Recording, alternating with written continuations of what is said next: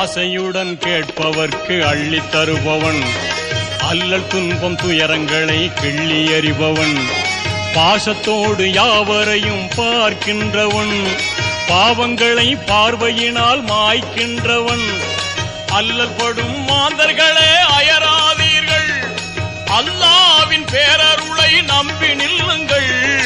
அவனிடத்தில் குறையனைத்தும் சொல்லி காட்டுங்கள். அன்பு நோக்கு தருகவென்று அழுது கேளுங்கள். இறைவனிடம் கையேந்துங்கள், அவன் இல்லை என்று சொல்ல